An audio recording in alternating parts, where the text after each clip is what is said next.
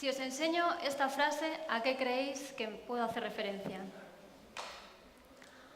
Pues con esto hago referencia a la esperanza de vida sin sufrir ningún tipo de limitación, que actualmente se sitúa alrededor de los 60 años, porque no solo importa cuántos años vivimos, sino cómo y con qué calidad los vivimos.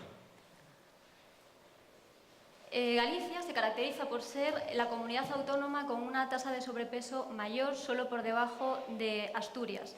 Y es que el 43% de la población tiene sobrepeso. Y no solo eso, la mitad tiene obesidad. Además, tenemos un alto índice de sedentarismo porque solo 3 de cada 10 gallegos realizan algún tipo de actividad física. Y somos también una de las comunidades más envejecidas, no solo de España, sino también de Europa. 1 de cada 4 gallegos... un cuarto de la población gallega tiene más de 65 años.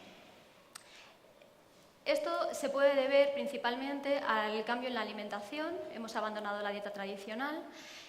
Tenemos trabajos cada vez más sedentarios, más estáticos, con largas jornadas de trabajo que nos dejan poco tiempo libre.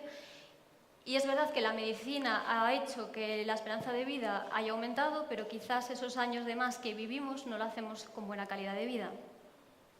Y las consecuencias de todo esto se observan en datos como que la causa más frecuente de muerte en Galicia sea por enfermedades cardiovasculares, de las cuales la más frecuente es el ictus, que provoca una gran dependencia, o la aparición cada vez mayor de diabetes, incluso en población muy joven.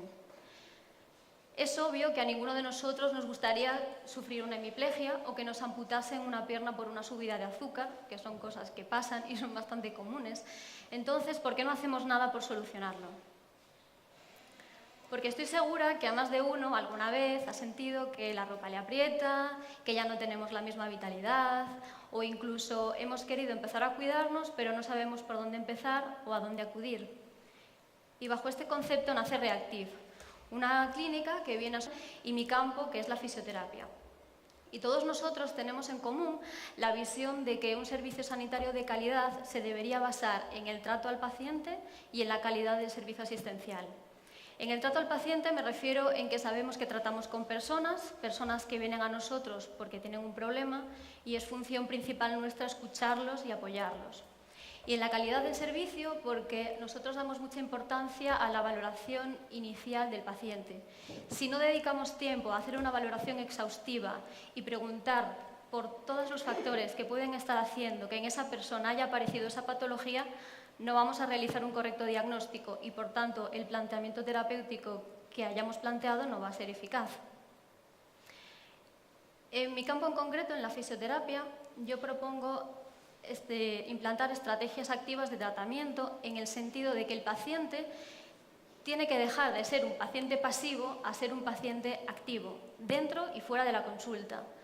Dentro de la consulta, porque queremos implantar estrategias de ejercicio terapéutico. Eso quiere decir que el paciente tiene que dejar de estar tanto en la camilla y empezar a trabajar con protocolos de ejercicio supervisados y adaptados a su patología, porque se sabe que el ejercicio es un modulador del dolor, aumenta la sangre, por lo tanto van a llegar más nutrientes y más sustancias de reparación y además ayuda a corregir los desequilibrios postulares que se provocan cuando hay una patología. Y fuera de la consulta también es importante que el paciente se implique activamente en su tratamiento y que le demos las pautas necesarias para que continúe con su tratamiento después de las sesiones y que sea consciente de lo importante que es tanto lo que realiza en consulta como lo que realiza entre sesión y sesión.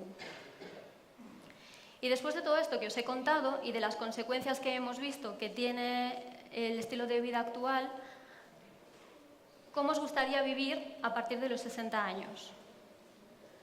Y con esto quiero dar las gracias principalmente a mis padres, sin los cuales no sería posible haber realizado este proyecto, y luego a todo el coworking, especialmente a Susana, mi mentora, a Carmen Laje de la Diputación, que fueron nuestros principales hombros sobre los que llorar. Y recordaros que si tenéis algún problema de salud o creéis que podéis tenerlo, por favor, acudid solo a profesionales sanitarios titulados. Muchas gracias.